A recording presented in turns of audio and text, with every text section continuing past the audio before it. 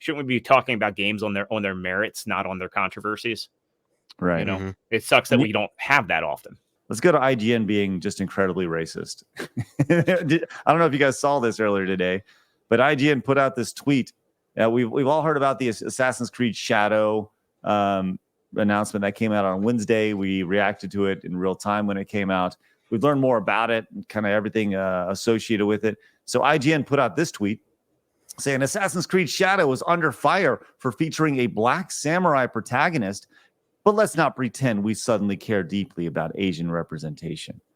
And Blab's just like, holy shit. I can't wait for Japanese Twitter to react to that. They did, actually. They reacted. Well, not to that specific article, though. But they're very pissed.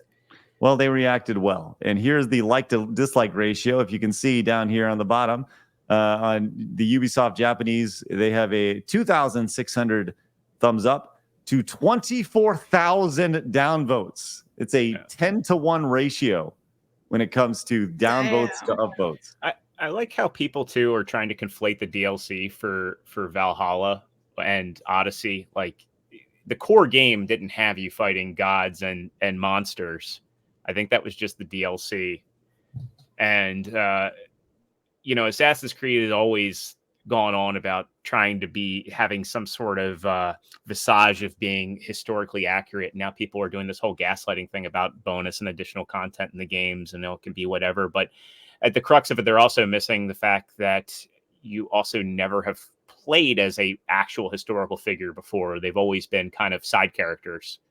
And, you know, this is also odd. And also as a samurai, you wouldn't be an assassin. That was one of the big things. If you played Ghost of Tsushima, that the main character struggles with is breaking the code of being a samurai. So I don't know if they'll do that here. I don't care. I made a post like I'm just done with Ubisoft as a company, period. And I think anything that they do shouldn't be viewed as controversial. It should just be viewed as Ubisoft being Ubisoft. And at the end of the day, I mean, they couldn't sell Assassin's Creed Mirage. They couldn't sell a good Prince of Persia game. They had their quadruple A game. Now they're selling on their own for $30 when it was a $70 game. And what's going to make this any different? I think this and X-Define are both going to fail. And I think that this company is going to be the next THQ. Uh-oh, Blab, did you hear that? X-Defiant's going to fail. This is your big hope. Yeah, nothing against it, but I'm on the same train as like Lethal. Activision knows what they're doing. They're going to crush it. Yeah, I've already like made my peace with it that it'll probably fail. I was just looking forward to a new game that had more than 3 people for first-person shooter game. That was really all I wanted, and I was like, yes, finally. And I'm like, oh well, never mind. And I will say, I did double dip on Prince of Persia. I like that game enough. I bought it on PS5. I bought it on Switch. It's not on Steam, so I don't have it on PC. I really liked the Prince of Persia game that came out.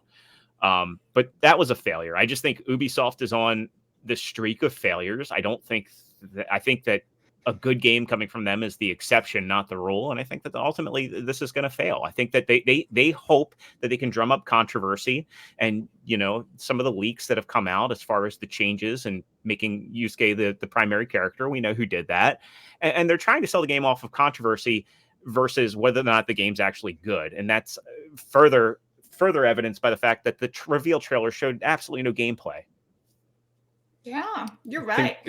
Ubisoft in particular is incredibly steeped in the diversity, equity, and inclusion policies. Yeah. Because I think they're based in Montreal. It's the Montreal studio. Yeah, I think Sweet Baby Inc. is there as well. Mm-hmm. And it's a shame because I used to be a big fan of Ubisoft. I loved Splinter Cell. That was my jam. And I've just kind of lost hope for the company. Yeah. And you gotta remember that last year that Avatar game was released. No one ever played it. No one heard anything about it. Like, it just was under the radar. It's like, okay, big ass game comes out. Yeah. No one even talks about it. I think it used a brand new engine too. Wow. Well, people are not happy about this Assassin's Creed stuff. And specifically, the Japanese are not the ones who are happy. They're the ones who should be like, yay, diversity, you know, like. But no, they're rejecting this shit straight to half court, and not, you know, it's amazing to see the article from IGN who are like, you know, hey, and by the way, that the article is written by an Asian dude, right? So he's saying his thing with the whole article is like, you never cared before, so why do you care now, right? And it's like, well, do you see what's happening in the video game space? And I think it's a natural thing, right? Like, and it goes back to Blabs, what you were saying with the previous story about these women. Like, why are they so quick to want to erase their own history, their own space? Why is a woman so quick to want to erase a woman's history? Why would this Asian guy be so quick to be like, oh yeah, by the way, that's yeah, it's cool. It's cool, by the way. They're so stupid. All they're doing is virtue signaling for the time, for the moment. Because in like 2 weeks, everyone's going to forget what you said. And sometimes if you say something else, they'll completely eat you for what you said later on, even though you said something else previously, right? Like the virtue signaling is strong.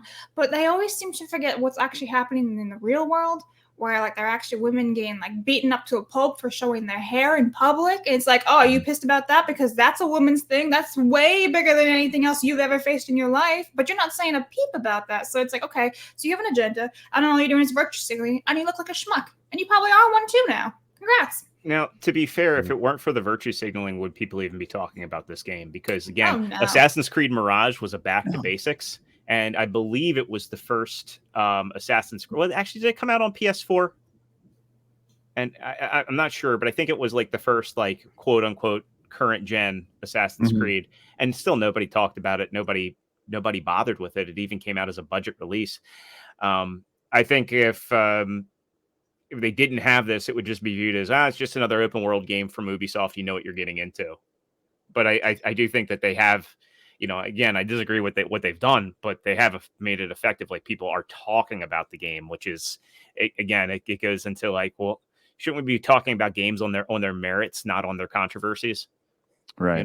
It sucks that we don't have that often. The answer to that is no. Absolutely not.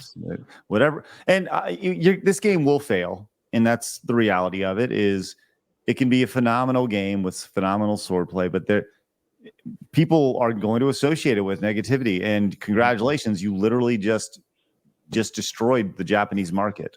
Like, they're clearly showing you they have no interest in this lead character. Yeah. Right? Well, also the architecture too. They used they kind of pulled like what Insomniac did with not understanding the culture.